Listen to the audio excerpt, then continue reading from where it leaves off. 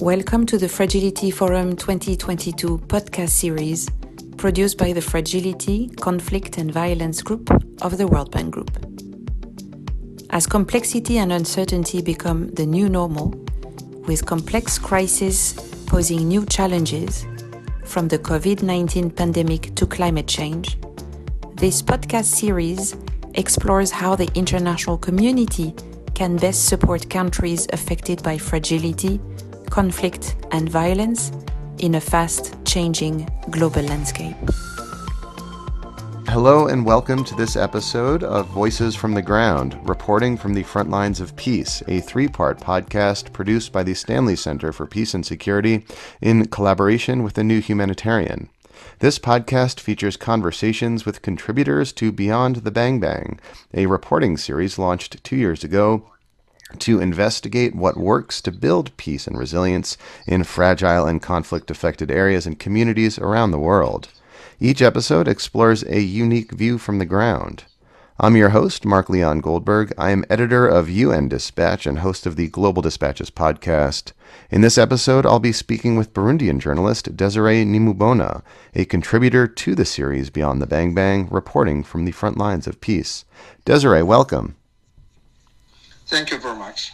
Désiré, before we discuss the impact of the Truth and Reconciliation Commission, which you report on in your piece for this series, I think it might be useful for you to give the audience some background to the events of 1972 in Burundi, because that is a major focus of the Commission. Yes, the 1972 crisis is a crisis which was not underreported.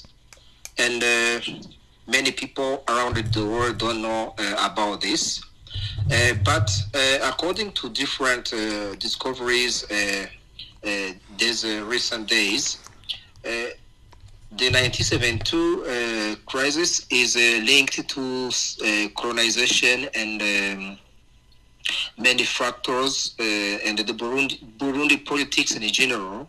But according to the search for the Truth and the Reconciliation Commission, these massacres took place and they were somehow backed by some agents of the colonization. And you need to know that in 1972, the massacres occurred only 10 years after Burundi got its independence from Belgium. According to different testimonies I happened to gather on the ground, the situation started in 1925 when the Belgians signed a decree that divided the Burundi population in three groups. One was made of Hutus, who are the majority of the population, making around 85% of the population. And the second group was called the Tutsi group, which was seen as the second largest ethnic group with the 14%, while the last group was a group of pygmies or autochthones with the only 1% or 1% of the whole population. So it is believed that until 1945, when the Second World War was raging around the world, most of the Hutus have been replaced in different seats, in the different positions they were occupying in the government. And in the 1950s, yes, because of the troubles that were taking place in Rwanda, so this quickened this kind of massacres that happened in Burundi. May I ask, so in 1972, essentially what has been found to be a genocide occurred in which, 300,000 Hutus were murdered? Yes. 3,000. It's not 3,000. There 300. are two kinds of massacres that took place at that time. There is a group of armed people who attacked the south of Burundi in Rumonge province. It is in the southern of Bujumbura, and they targeted Tutsi communities living there. It is believed that they killed around 3,000. But here it has become very difficult to verify the number, because the Truth and the Reconciliation Commission hasn't ended this.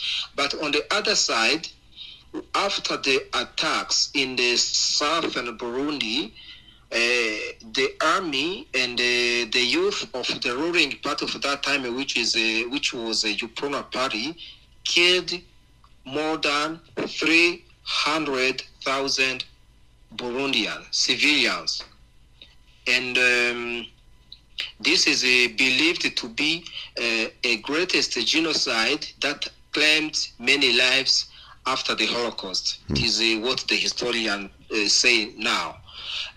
So in 1972, a group of armed people attacked in the south, and the government of Burundi of that time used all its power to kill, to arrest, to kidnap, and bury people into mass graves around the country. And Because I know, may I speaking, ask, so I know that in your reporting, you accompanied members of the Truth and Reconciliation Commission as they exhumed these mass graves. May I ask, yes. Can you explain why and how the Truth and Reconciliation Commission was established, first to investigate crimes related to the 1972 massacres and genocide, but other crimes as well. Can you explain the birth of the Truth and Reconciliation Commission?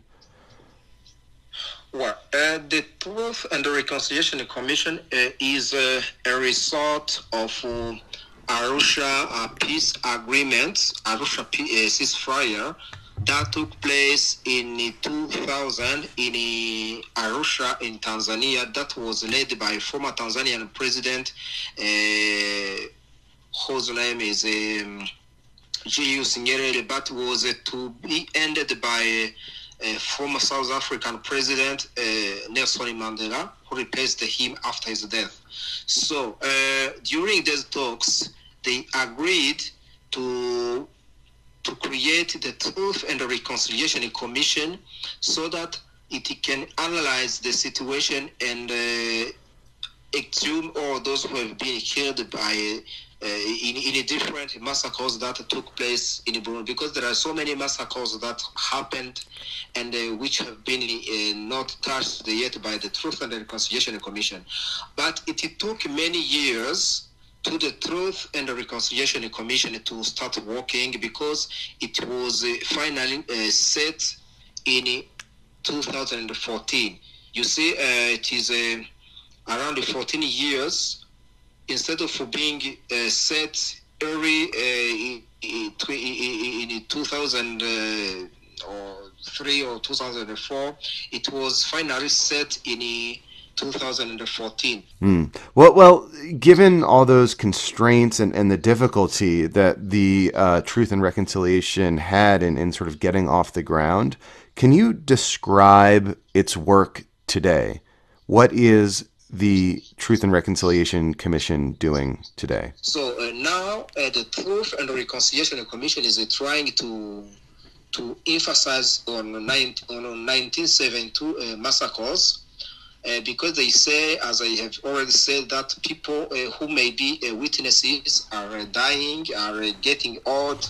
Some are sometimes forgetting what happened. So they say it is very urgent to know what really happened on this. That is why they have been collecting different information, different testimonies, but also they did a kind of a report that they presented to the National Assembly, to the Parliament. It was the National Assembly and the Senate together, and through this presentation, they codified the 1972 massacres as a genocide against Hutu, while they also recognized that there are crimes against humanity that targeted Tutsi minority who were on power at that time. So now they have been working in the 8 provinces, as the country is it is a small country, but with 18 provinces. So the works of the Truth and Reconciliation Commission has been extended to different provinces, but the number of people who have been unearthed are around 20,000. May I ask you, on that, say, 20,000 people who have been unearthed, exhumed in these mass graves, what impact does the process of exhumation, of finding and unearthing mass graves, have on individuals whose loved ones are in those graves or may be in those graves? I know you've reported on the impact that these exhumations done by the Truth and Reconciliation can contribute to peace and reconciliation. Can you explain that connection? Yes, the works have made a great impact on the population. On one side, let's start with those who are accused of being behind the attacks. Here, I mean the government, members of 1972 government. Most of them agreed to come to the Truth and Reconciliation Commission to do their testimonies, said what they saw, their role they played doing these massacres. But personally, I was touched one day when I was on the ground, and an old man came to the people who were waiting for the Truth and Reconciliation Commission workers to remove from the mass graves the remains of people who have been killed. So one of them came and said, where we were, he explained how they were killing people, the methods they were using, the techniques they were using to kill these people, how they were arresting them, how they were handcuffing them before they were taken into mass graves. So he said everything he knew about that, and at the end, he asked everyone who was there that he need to be pardoned, because he has spent many days without sleeping when he remembered what they did during these massacres. That, on one hand, is something that touched me a lot, because I was not expecting to see someone coming to in front of people who lost loved ones and said, I am sorry, I didn't know it was harming like that. But on the other side, there are people who lost members of their families. In a Burundi culture, it is not possible to mourn, and they organize some mourning traditional ceremonies for someone you don't know he has been buried somewhere. So you need to know much information, so that you can organize the mourning and then organize the ceremonies which mark the end for the mourning period. So in Gitega, for example, which is in central Burundi, I saw a family whose father was an army officer, and I personally saw that the children of the deceased was there. They were watching, they were waiting until they found they saw in the mass grave someone who was taken out with a death prophecies. So they realized that finally the person who was taken out from the mass grave was their father, and then they decided to mourn And I am learning very recently that they will be organizing the ceremonies of which mark the end of the mourning period. For Burundi, I see people are trying to heal the wounds from this situation. But before I conclude on this question, let me tell you that there is a different Tutsi community members who are today praised in Burundi for their roles. They play the great roles to protect friends, relatives, because you need to know Burundi is a very different country. Hutus and the Tutsi don't fight like that. They also have a kind of bond because as a community living together for centuries and centuries, they have sometimes family connections through marriages or through other things. So even though they fight, there are limits that they don't go beyond. So in the north of Burundi, for example, there is a family of a Tutsi who was a corporal in the Burundi army. He was killed in 1972 along with his friends because he was arrested after he has fed his friends who was arrested. So he said, "My friend can't stay all night without eating." He just took food to the prison, fed his friend, but his colleagues saw that he has fed someone they were taking as the enemy, and they killed it all together.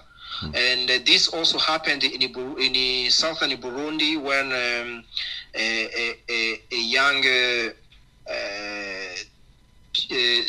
teacher in a primary school refused to give to the children he was teaching to the police and the army officers who were coming to arrest them, and decided to die with them. So we have many heroic stories here. May I ask? I think we have enough time to talk about this in the future. Yeah. May I ask, lastly, based on your reporting and your speaking with people impacted by the Truth and Reconciliation Commission, what more do you think it can do to support peace and reconciliation in Burundi today? Well, today I think what I have realized on the ground is that the population among themselves, they have no problems. The problem here comes to politicians when they are about to seek votes from the population. Sometimes they create tensions between the communities. So now, as I'm talking to you, there are many signs that people are healing slowly. Because today in Burundi, people have decided to forget about these massacres, the series of massacres, because it is not only for the 1972 massacres, but there are so many massacres in the 1973, 1988, 1989, 1992, and very recently in 2015. So there are so many massacres that took place. People killed them one another. But of course, I have realized personally that people are trying to heal themselves, because today it is rare that you see people who are fighting because of their ethnic groups. So we have friends from different ethnic backgrounds. So the country is healing itself, and the Truth and Reconciliation Commission itself, I don't think it is having much problems to work with the population, because now the population come from different backgrounds, from different ethnic groups, and they come to tell the truth and to the Truth and Reconciliation Commission about what happened. There are some exceptions of people who, instead of telling what happened, they try to give a kind of misinformation. But nowadays, people are trying to see by themselves that what happened in 1972 is a great tragedy that needs not to be repeated in the country future. But also, many of us are waiting for the truth from different massacres that followed the 1971, which is now seen as the main tragedy. But there are also many tragedies that occurred that people are waiting to see the outcomes from the Truth and Reconciliation Commission. Thank you. And your piece, which was in the series Beyond the Bang Bang, reporting from the front lines of peace in the New Humanitarian, was just so richly reported and just a beautiful piece of journalism included in this journalism series. So thank you. This wraps up this episode of the podcast series. Thank you for listening, and please check out our other podcasts. For that, and to learn more about the World Bank Group efforts in environments affected by fragility, conflict, and violence, please visit our website www.worldbank.org/FCV.